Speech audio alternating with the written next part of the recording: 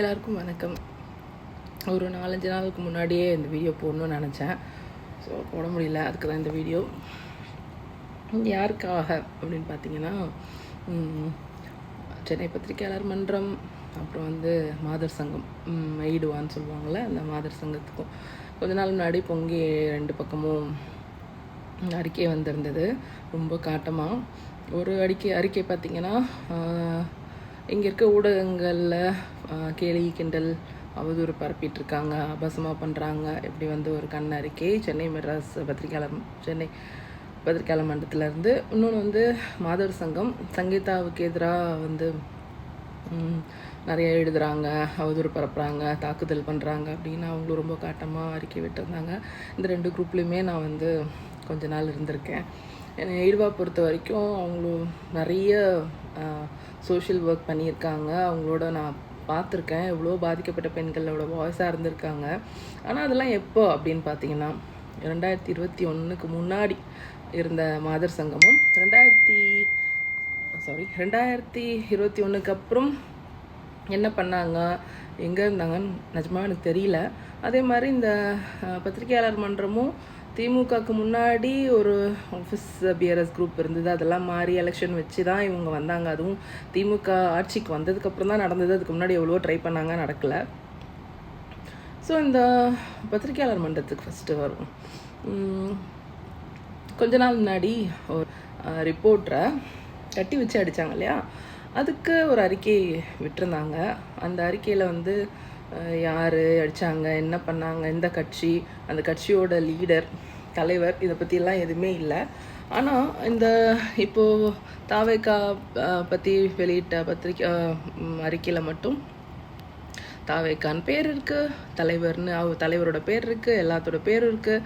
ரொம்ப காட்டமாக இருந்துச்சு. இந்த மாதிரி ஒரு அறிக்கை உங்களை கட்டி வச்சு அடித்த ஒரு ஆளை எதிர்த்து கூட, அந்த கட்சியை எதிர்த்து கூட, ஒரு கட்சி பேரை சொல்லக்கூட நமக்கு பயப்படுற நம்மெல்லாம் இந்த மாதிரி பொங்கலாமா? சின்ன பிள்ளைங்க இன்னைக்கு கேலி கிண்டல் பண்ணுற அளவுக்கு ஊடகங்கள் மீம் பேஜ் மாதிரி செயல்படும் போது, அவதூறு பரப்பிட்டு திரியும் போது எல்லாருமே பொறுத்து போகணுன்னு இல்லை இல்லையா? உங்களோட தகுதி தராதரம் குறையும் போது அதை செக் அண்ட் பேலன்ஸ் பண்ணக்கூடியது பப்ளிக் வாய்ஸாக தான் இருக்கும். நம்ம என்ன பண்ணுறோம், நம்ம உட்காந்துக்கிட்டு டெய்லி மீம் போட்டுட்ருக்கோம், நியூஸ் சேனலாக நம்ம நடத்துகிறோம்.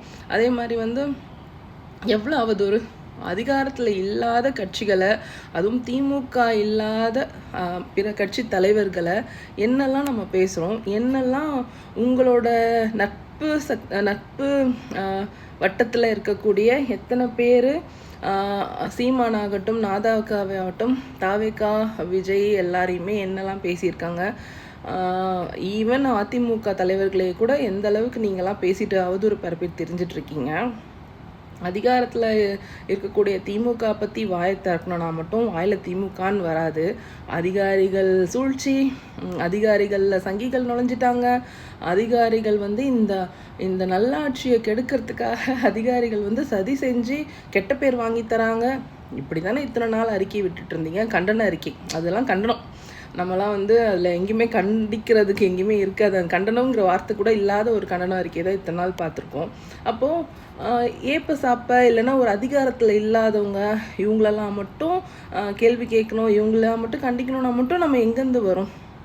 அப்போ நமக்கு என்ன தார்மீக உரிமை இருக்குது? நம்மலாம் யார்? நமக்கே நடக்கக்கூடிய, நம்மளை நேரடியாக மிரட்டுற, நம்மளை நேரடியாக தாக்கக்கூடியவங்களே நம்ம அதிகாரத்தில் இருக்கவங்கள கேள்வி எழுப்ப மாட்டோம். அப்போ நம்ம என்ன நேர்மையான ஊடகவியலாளர் நம்ம? அப்போ நம்ம இந்த மீம் பேஜாக நடத்தக்கூடிய சேனல்ஸை சின்ன பிள்ளைங்கள்லாம் கேலி கிண்டல் பண்ணுற அளவுக்கு நம்ம நடந்துக்கிட்டு அவங்கள எதிர்த்து கண்டன அறிக்கைன்னு சொல்கிறதெல்லாம் பார்க்கவே கொடுமையாக இல்லையா, அசிங்கமாக இல்லையா?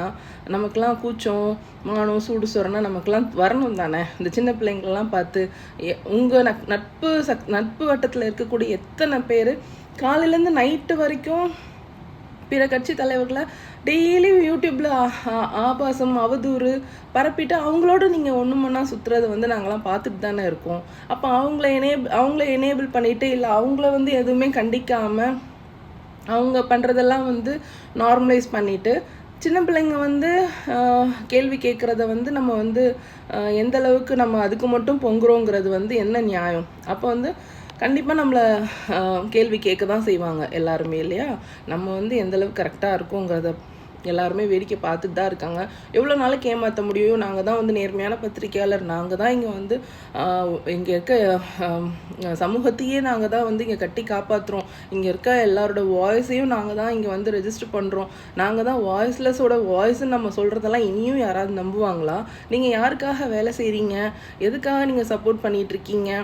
எந்தெந்த விஷயங்களுக்கு நீங்கள் மௌனமாக கடந்து போகிறீங்க?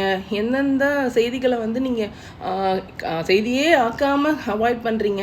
நீங்கள் யாருக்கெல்லாம் வேலை பார்க்குறீங்க?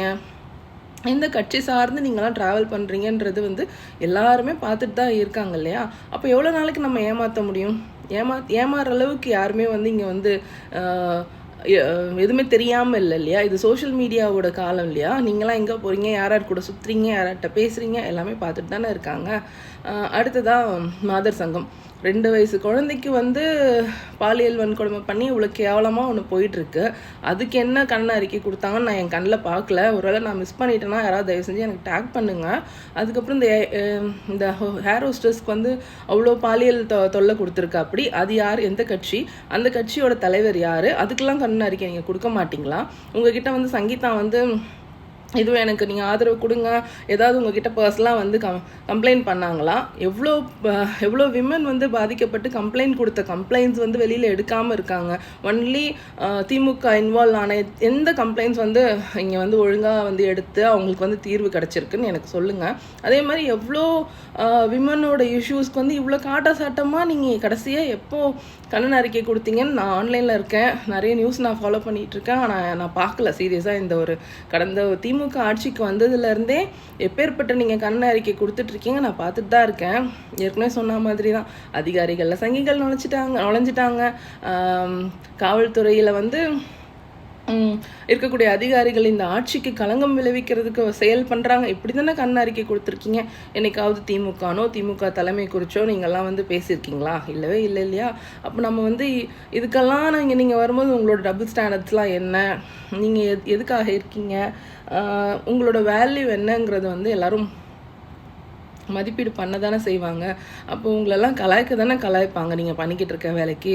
இன்னும் போக போக வந்து இன்னமும் நீங்களாம் எக்ஸ்போஸ் ஆகிட்டே தான் இருக்கீங்க. எல்லோரும் பார்த்துட்டு தான் இருக்காங்க. ரொம்ப நாளைக்கு பொய் சொல்லியோ நம்ம தான் போராளின்னு சொல்லியெல்லாம் இங்கே இந்த சொசைட்டியில் வந்து நம்ம ஏமாற்ற முடியாது. ஏன்னா இது வந்து அடுத்த ஜென்ரேஷன் வந்துட்டாங்க. நம்மலாம் வந்து இதுக்கு முன்னாடி இருந்த ஜென்ரேஷன். நம்மளெல்லாம் கேள்வி கேட்குறதுக்கு நம்ம தம்பிங்க தங்கைங்க எல்லாமே வந்துட்டாங்க. அப்போ நம்ம வந்து சரியில்லைன்னா அவங்க கேள்வி கேட்க தான் செய்வாங்க.